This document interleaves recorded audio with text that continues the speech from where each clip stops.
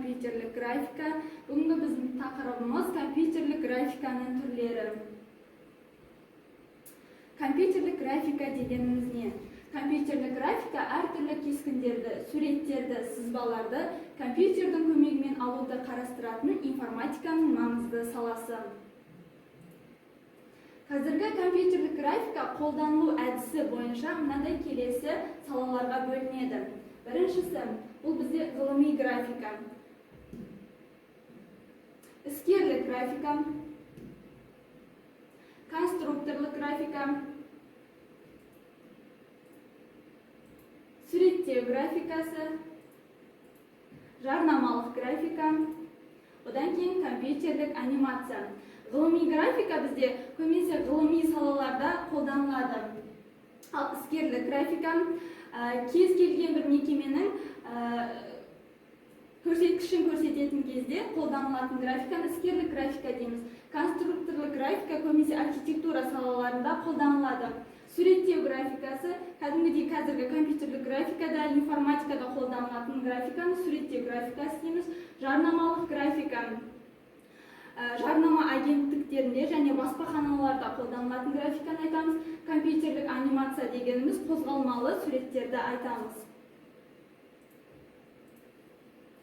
Векторлық графика сызық, доға, шеңбер, тіктөртбұрыш түрінде геометриялық объектілер жиынтығынан тұратын суреттерді айтамыз. Бұның негізгі базалық элементі сызық. Артықшылығы көлемі жағынан кішігірім, өзгерткенде сапасы жоғалмайды. Көріп тұрғандарыңызда кішкентайдан үлкейткенде сапасы жоғалған жоқ. Кемшілігі векторлық графиканың кемшілігі суретті нүктелермен кескіндегенде фотосуреттегідей дәл бере алмайды. Растрлық графика кескіндерді түрлі түсті нүктелердің жиыны немесе пиксельдер түрінде ұсынылуы болып табылады. Базалық элементі пиксель, нүкте. Артықшылығы растрлық кескіндерді түзетуге, әдемілеуге, түсін өзгертуге болады.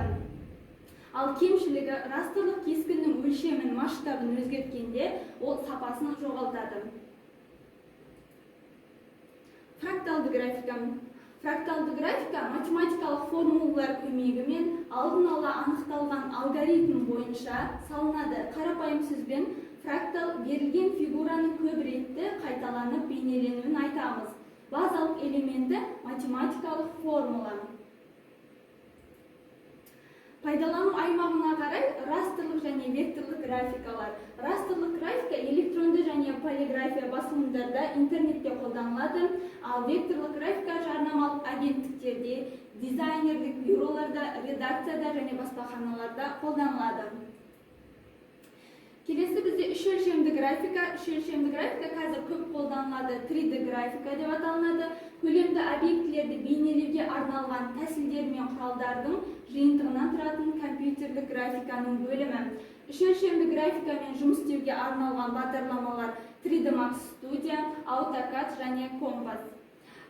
Қолданылу саласы физикалық объектілерде, машина жасау бұйымдарында, ғылыми есептеулерде, инженерлік жобалауда, видеороликтерде және архитектурада қолданылады.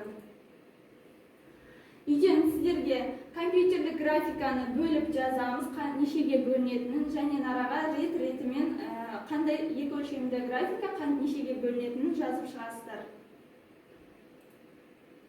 Енді сіздерге мына сұрақтарды жазып, соған жанына жауабын жазасыздар. Қандай да бір мекеменің жұмысының көрсеткіштерін көрнекі түрде ұсынуда қолданылатын графика саласы. Инженер-конструкторлардың, архитекторлардың, жаңа техниканы ойлап шығарушы өнертапқыштардың жұмысында қолданылатын графика. Есептерден шыққан нәтижелерді дұрыс түсіну үшін олардың графикалық тұрғыдан өңдеп, графиктер мен диаграммалар, сызбалар тұрғызуда қолданылатын графика. Теледидар пайда болғаннан кейін танымал бола бастаған, қазір компьютердің көмегімен жарнамалық, мультимедиа, мультфильмдер, компьютерлік ойындар, видео әдістер жасауда пайдаланылатын графика. Қолданбалы бағдарламалардың пайдалана отырып, компьютер экранында ерікті түрде сурет салу мен сызуды пайдаланатын графика.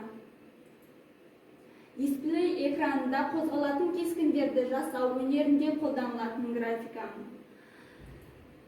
Бүгін бізде компьютердік графиканың түрлерімен таныстық. ETJ21 тобы сіздерге параграфқа лекция дәріс салынады. Соны үйден жазып, жәнегі сұрақтарға жауап беріп келеміз. Назарларыңызға рахмет.